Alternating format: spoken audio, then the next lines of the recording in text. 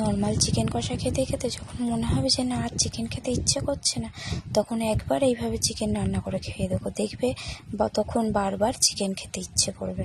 তো ফার্স্টেই আমি চিকেনটাকে ভালো করে ধুয়ে তাতে নুন, জিরে গুঁড়ো, লঙ্কা গুঁড়ো, আদা বাটা, পেঁয়াজ বাটা, রসুন বাটা, সামান্য গোলমরিচ গুঁড়ো, একটু কাশ্মীরি লঙ্কার গুঁড়ো, দই আর চালমগজ বাটা দিয়ে ভালো করে মাখিয়ে 1 ঘন্টার জন্য রেস্টে রেখে দিয়েছি।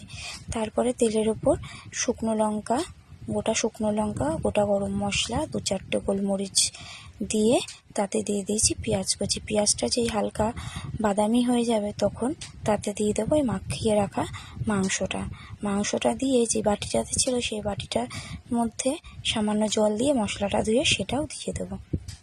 দিয়ে ভালো করে নাড়াচাড়া করে 5-10 মিনিটের জন্য ঢাকা দিয়ে আমরা রান্না করে নেব। দেখবে 5-10 মিনিট পর একবার দেখে নেবে যে মাংসটা কতটা হয়েছে, আর নিচে লেগে যাওয়ারও ভয় আছে, তাই একবার নাড়াচাড়া দিয়ে দেখে নেবে। তো 5-10 মিনিট পর দেখে আবারও ঢাকা দিয়ে 10-15 মিনিটের জন্য আবারও রান্না করে নেবে। যেহেতু দই দেওয়া তাই মাংসটা রান্নাতে খুব বেশি টাইমও লাগবে না আর খুব খেতে টেস্টিও হবে। তো দেখো 10-15 মিনিট পর আবারও যখন দেখলাম যে প্রায় মাংসটা আমার হয়ে গেছে। তো মাংসটা নামাবার আগে আমি সামান্য লেবু রস আর আমার ঘরে বানানো একটা মশলা ছিল সেই মশলাটা দিয়ে আমি নামিয়ে নিয়েছি।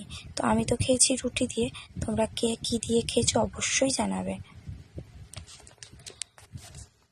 এই মাংসটা তাছাড়াও পরোটা, লুচি, ভাত, ফ্রাইড রাইস যে কোনো কিছুর সাথে খেতে খুব টেস্টি লাগে।